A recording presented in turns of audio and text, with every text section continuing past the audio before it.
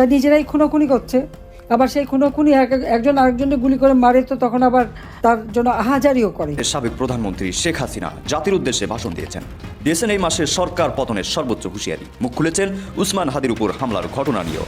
আগামীকাল 16 ডিসেম্বর সারা দেশে কিয়ামত ঘটানোর হুঁশিয়ারি দিয়েছে শেখ হাসিনা। বাংলাদেশের ইতিহাসে যত রেকর্ড আছে সকল রেকর্ড ভেঙে দিবে শেখ হাসিনা। শেখ হাসিনা যদি আল্লাহ হায়াত দেয় বাংলাদেশে আসে, 20 থেকে 25 লাখ না কোটির উপরে মানুষ ছাড়িয়ে যাবে এয়ারপোর্টে। একদিনে ইতিহাস করবে শেখ হাসিনা যদি বাংলাদেশে আসে, ইতিহাসের সকল রেকর্ড ভেঙে ফেলবে। এই যে একটা চ্যালেঞ্জ তৈরি হয়েছে, এই চ্যালেঞ্জ কি ডক্টর ইউনূস মোকাবেলা করতে পারবেন? তিনি কি আদৌ নির্বাচনটি অনুষ্ঠিত করতে পারবেন? এই মুহূর্তে ইউনূসের সামনে যে চ্যালেঞ্জ, সেটি ওভারকাম করার সক্ষমতা ডক্টর ইউনূসের নেই।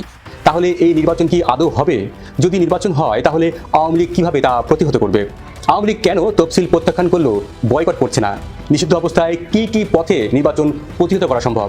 আর আওয়ামী লীগ ছাড়া নির্বাচন হলে সেটার ভবিষ্যৎই বা কি হবে? দর্শক, নতুন একটা নিউজ আপনাকে স্বাগতম। প্রিয় দর্শক, বর্তমানে বাংলাদেশের যে রাজনৈতিক প্রেক্ষাপট এবং যে পরিস্থিতির সৃষ্টি হয়েছে, তারই আলোকে আপনাদের সামনে কয়েকটা গুরুত্বপূর্ণ খবর নিয়ে হাজির হয়েছি, যার কিছুটা অংশবিশেষ ইতিমধ্যেই ভিডিওর শুরুতেই দেখেছেন। তো দর্শক, ভিডিওর শুরুটা দেখেই কিন্তু বুঝতে পেরেছেন যে আজকের নিউজটা ঠিক কতটা গুরুত্বপূর্ণ এবং ঠিক কোন বিষয়টাকে ইঙ্গিত করছে। তাই বলবো, যারা ভিডিওটি অন করেছেন না টেনে সম্পূর্ণ নিউজটি মনোযোগ সহকারে দেখতে থাকুন, তাহলে আজকের মূল বিষয়টা বুঝতে পারবেন। দর্শক, আর দেরি না করে চলুন দেখে আসবো আজকে সেই কাঙ্ক্ষিত ভিডিওগুলো। তবে তার আগে বলবো, যারা প্রতিনিয়ত আপডেট খবর দেখতে চান তাহলে অবশ্যই আমাদের চ্যানেলটি সাবস্ক্রাইব করে পাশে থাকা বেল আইকনটি ক্লিক করে দিন। আর যারা ইতিমধ্যেই চ্যানেলটি সাবস্ক্রাইব করে রেখেছেন তাদেরকে অসংখ্য ধন্যবাদ। তো চলুন দর্শক, ভিডিওটিতে একটি লাইক দিয়ে আমরা ধারাবাহিকভাবে সবগুলো ভিডিওর আলোচনা দেখে আসি। আওয়ামী লীগ ব্যান করে দিয়েছে, আওয়ামী লীগ এখন মাঠে নাই, আওয়ামী লীগ কাজ করতে পারবে না। তাই নিজেরাই খুনোখুনি করছে।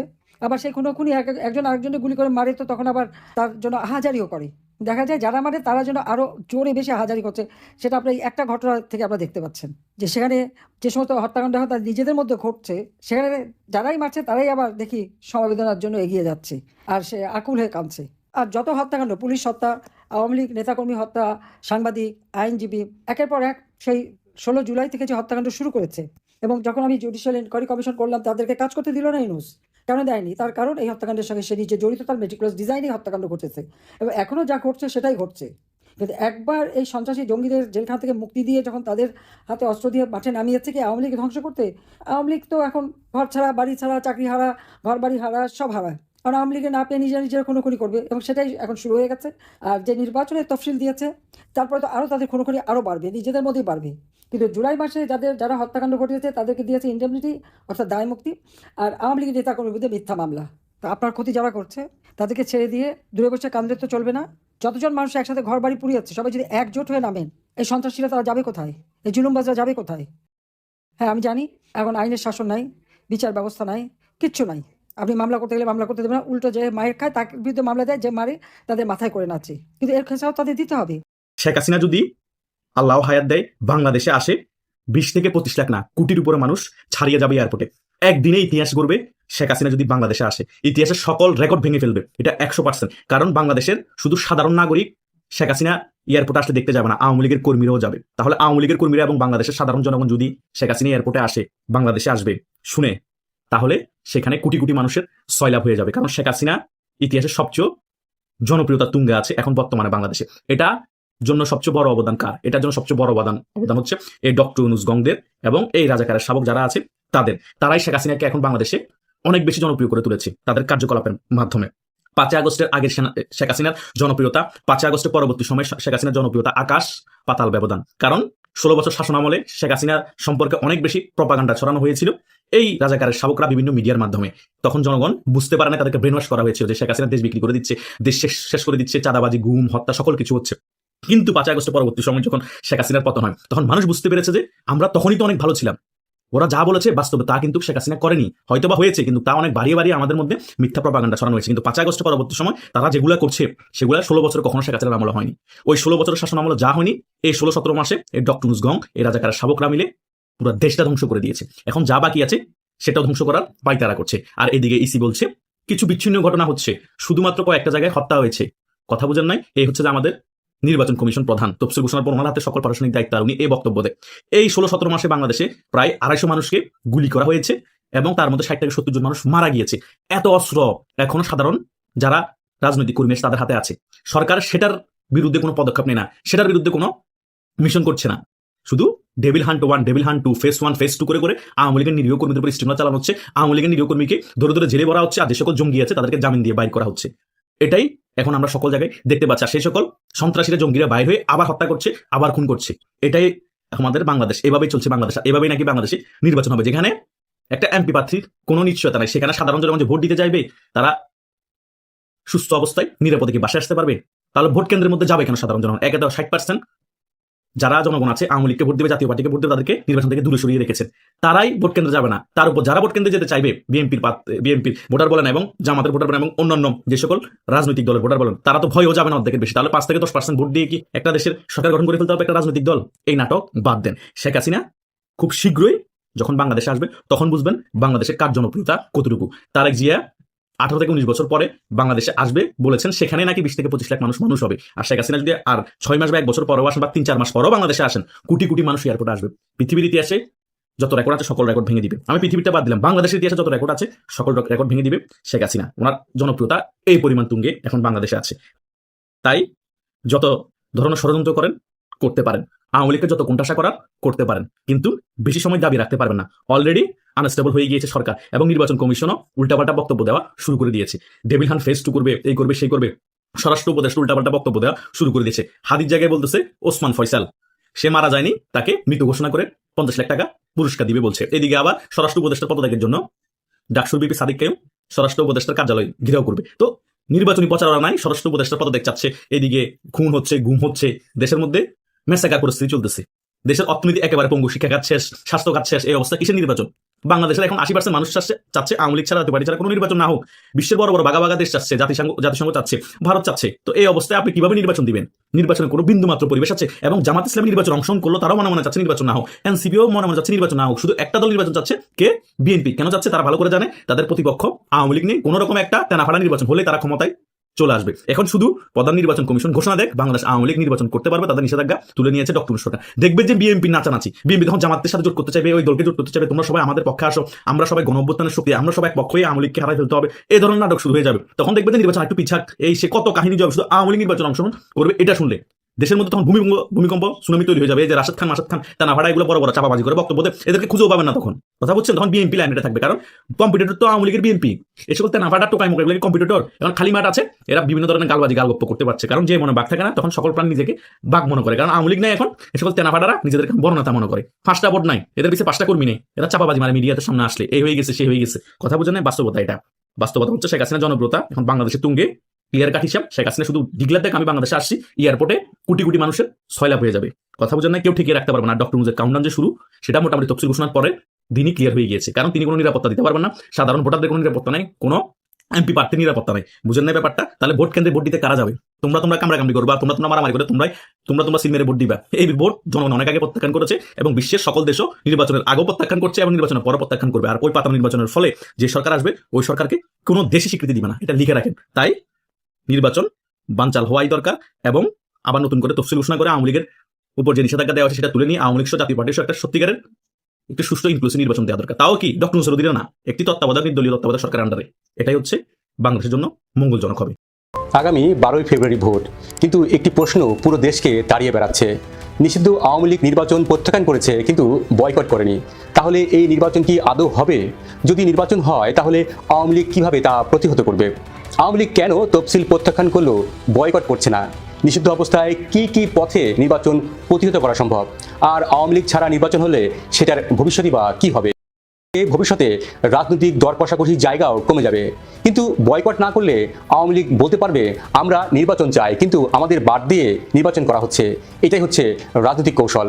এখন প্রশ্ন জাগতেই পারে, নিষিদ্ধ দল হয়েও কিভাবে রাজনীতি চালাবে আওয়ামী লীগ? সরকারি ঘোষণা অনুযায়ী আওয়ামী লীগের রাজনৈতিক কার্যক্রম নিষিদ্ধ, নিবন্ধন স্থগিত, নৌকা প্রতীক অচল। কিন্তু বাস্তবতা কি এতই সহজ? দল নিষিদ্ধ কিন্তু সমর্থক নিষিদ্ধ নয়, প্রতীক নিষিদ্ধ কিন্তু ভোটার নিষিদ্ধ নয়, অফিস বন্ধ কিন্তু নেটওয়ার্ক অক্ষত রয়েছে। আওয়ামী লীগ আজ কার্যত ছড়িয়ে ছিটিয়ে থাকা একটি রাজনৈতিক দল, যার নেতৃত্ব প্রবাসে আর ভোট ব্যাংক দেশে। ভারত, ইউরোপ, আমেরিকা থেকে ভার্চুয়াল বৈঠকে নির্দেশ আসে স্থানীয় নেতাকর্মী এবং সাবেক জনপ্রতিনিধির কাছে। আওয়ামী লীগের কার্যক্রম নিষিদ্ধ হলেও তৃণমূলের কর্মী সমর্থকদের মনোবল এখনও অটুট আছে। এটাই আওয়ামী লীগের জেগে ওঠার চালিকা শক্তি। নির্বাচন প্রতিহত করার নামে আওয়ামী লীগ কি সহিংসতা করবে? আওয়ামী লীগ বলছে আমরা নির্বাচন প্রতিহত করব, কিন্তু প্রতিহত মানে কি আগুন, ভাঙচুর, সহিংসতা? প্রতিহতের নামে আওয়ামী লীগ সহিংসতার পথে কি হাঁটবে?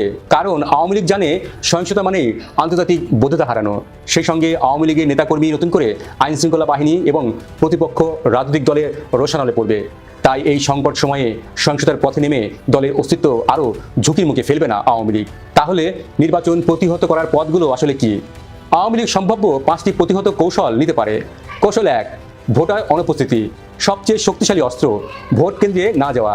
যদি আওয়ামী লীগের বড় অংশের সমর্থক ভোট কেন্দ্রে না যায় তাহলে ভোটের হার কমবে, নির্বাচনের গ্রহণযোগ্যতা প্রশ্নবিদ্ধ হবে, সরকার আন্তর্জাতিক চাপের মুখে পড়বে। এটা হচ্ছে নীরব প্রতিরোধ। কৌশল 2, নীরব নির্দেশনা। আওয়ামী লীগ সরাসরি কাউকে সমর্থন দেবে না, কিন্তু নির্দিষ্ট এলাকার নির্দিষ্ট প্রার্থীকে গোপনে সমর্থন দিতে পারে। স্থানীয়ভাবে বার্তা যাবে, অকে ভোট দিও না, অর্থাৎ কারো পক্ষে কাজ না করে অন্যদের ঠেকানো। একে বলা হয় প্রতিরোধ গড়ে তোলা। কৌশল 3, আইনগত এবং সাংবিধানিক প্রশ্ন তোলা। আওয়ামী লীগ এখন রাজপথের চেয়ে আইনি এবং সাংবিধানিক লড়াইকে গুরুত্ব দিচ্ছে। নির্বাচন কমিশনের বৈধতা, ইউনূস সরকারের অধীনে নির্বাচন আয়োজনের আইনগত ভিত্তি, আন্তর্জাতিক চুক্তি এবং গণতান্ত্রিক মানদণ্ড, এই যুক্তিগুলো তুলে ধরতে পারে জাতিসংঘ, ইইউ, কমনওয়েলথ এবং মার্কিন কংগ্রেসের। কৌশল 4, আন্তর্জাতিক বৈধতার সংকট তৈরি করা। একটি নির্বাচন শুধু ভোট হলেই হয় না, প্রয়োজন আন্তর্জাতিক স্বীকৃতি। আওয়ামী লীগ চাইবে পর্যবেক্ষক না আসুক, নির্বাচন নিয়ে প্রশ্ন উঠুক। এবং কৌশল 5, নির্বাচন পরবর্তী চ্যালেঞ্জ। সবচেয়ে বড় খেলা হবে নির্বাচনের পর। ফলাফল প্রত্যাখ্যান, সংসদের বৈধতা নিয়ে প্রশ্ন, এই সরকার জনগণের প্রতিনিধিত্ব করে না এমন বয়ান ছড়িয়ে দেওয়া। এই হচ্ছে দীর্ঘমেয়াদী প্রতিরোধ কৌশল। আওয়ামী লীগ ছাড়া ফেব্রুয়ারিতে নির্বাচন হলে কি হবে? আওয়ামী লীগ ছাড়া নির্বাচন মানে সংসদ হবে কিন্তু ঐক্যমত থাকবে না, সরকার হবে কিন্তু বৈধতা প্রশ্নের মুখে পড়বে, রাজনীতি চলবে কিন্তু অস্থিরতা থাকবে। এটাই হবে নির্বাচন পরবর্তী সংকটের রাজনীতি। আওয়ামী লীগ বয়কট করছে না, কারণ তারা রাজনীতি ছাড়েনি। নিষিদ্ধ হয়েও তারা খেলছে ভিন্ন মাঠে, ভিন্ন কৌশলে। এই নির্বাচন শুধু একটি ভোট নয়, এটি ভবিষ্যৎ ক্ষমতা লড়াইয়ের প্রথম ধাপ। শেষ প্রশ্নটা থেকেই যায়, আওয়ামী লীগ ছাড়া নির্বাচন কি সত্যি শেষ কথা, নাকি এটা আরো বড় রাজনৈতিক সংঘাতের শুরু? তো এই যে একটা চ্যালেঞ্জ তৈরি হয়েছে, এই চ্যালেঞ্জ কি ডক্টর ইউনূস মোকাবেলা করতে পারবেন? তিনি কি আদৌ নির্বাচনটি অনুষ্ঠিত করতে পারবেন? এই বিশ্ব পরাশক্তির বিরুদ্ধে গিয়ে তিনি কি তার পরিকল্পনা অনুযায়ী জেনারেল ওয়াকার খানের সাথে মিলে জামাতকে ক্ষমতায় নিতে পারবেন? এই প্রশ্নটি এখন সামনে উঠে এসেছে এবং রাজনীতিবিদরা বা রাজনৈতিক বিশ্লেষকরা মনে করেন যে এই মুহূর্তে ইউনূসের সামনে যে চ্যালেঞ্জ সেটি ওভারকাম করার সক্ষমতা ডক্টর ইউনূসের নেই। গত অক্টোবর পর্যন্ত বলতে গেলে যে ট্রাম্প অ্যাডমিনিস্ট্রেশন সাউথ এশিয়ার ব্যাপারে তখনও পুরা গুছিয়ে আনতে পারেনি এবং আপনারা দেখেছেন যে ভারতের সাথে 10 বছরের ডিফেন্স চুক্তি স্বাক্ষরিত হয়েছে আমেরিকার।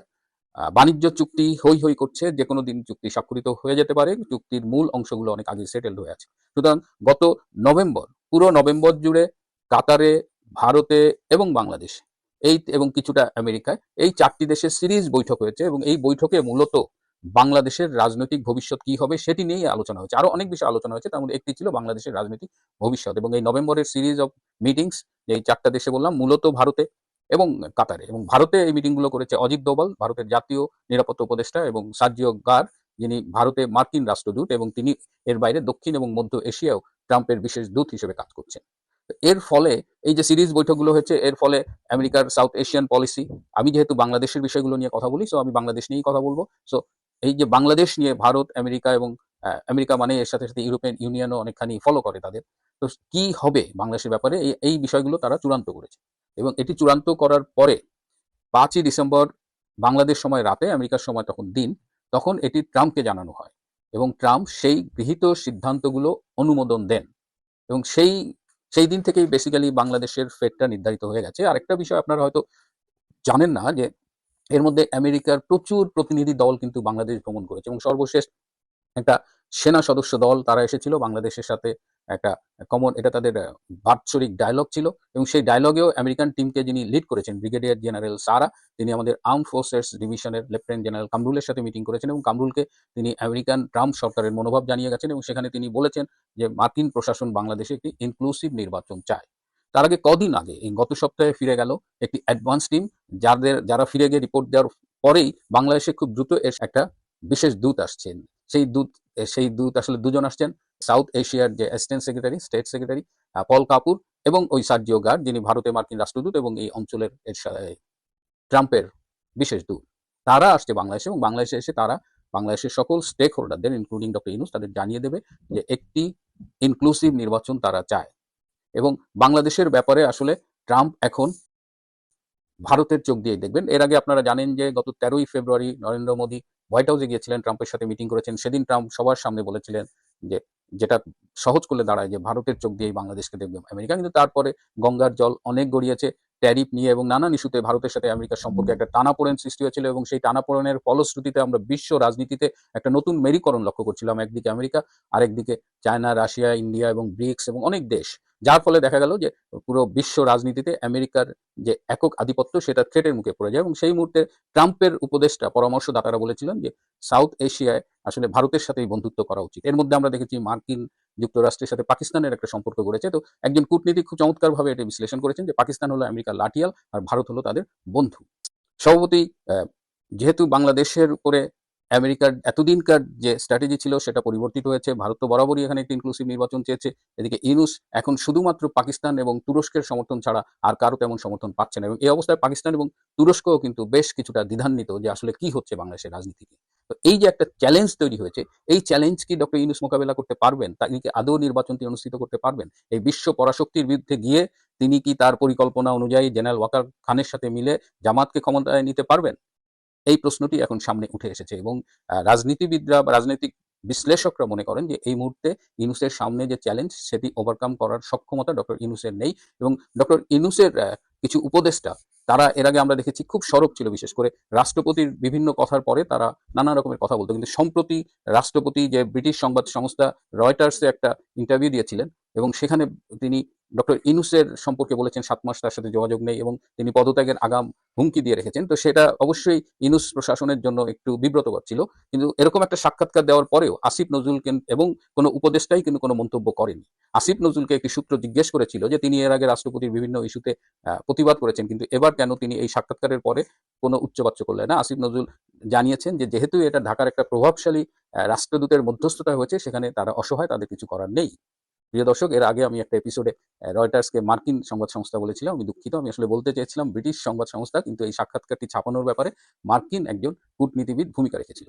সুতরাং বাংলাদেশের রাজনীতি একটি ইনক্লুসিভ নির্বাচনের পক্ষে যাবে। এর বিপক্ষে গিয়ে ডক্টর ইউনূস যদি কিছু করতে চায় তাহলে তিনি ব্যর্থ হবেন, কিংবা কোনোভাবে নির্বাচন অনুষ্ঠান করতে পারলেও সেটি অবশ্যই সাস্টেন করবে না। সুতরাং এই মুহূর্তে সবাই মিলে একটা ইনক্লুসিভ নির্বাচনের দিকে যাওয়াটাই হবে বুদ্ধিমানের কাজ এবং সেই নির্বাচনটি অবশ্যই ডক্টর ইউনূসের অধীনে হবে না, সেটা নতুন কোনো ব্যবস্থাপনায় হতে পারে। এর মধ্যে ছোট্ট দুটো আপডেট আছে। সাংবাদিক আনিস আলমগীরকে গ্রেপ্তার করা হয়েছে। আপনারা জানেন এই আনিস আলমগীর গত জুলাই আগস্টের জঙ্গি অভ্যুত্থানের একজন সমর্থক ছিলেন, কিন্তু তিনি মাঝে মধ্যে ইউনূস প্রশাসনের সমালোচনা করতেন এবং মুক্তিযুদ্ধের পক্ষে কথা বলতেন। এইটাও তারা সহ্য করতে পারেনি। তাদের নিজেদের একজন সাংবাদিক হওয়া সত্ত্বেও আনিস আলমগীরকে আজ গ্রেপ্তার করা হলো। তো দর্শক, দেখলেন আজকের সবগুলো ভিডিও। আর এই ভিডিওগুলো সম্পর্কিত যদি কোনো তথ্য বা মতামত থাকে তাহলে তো অবশ্যই কমেন্ট করে জানিয়ে দিন।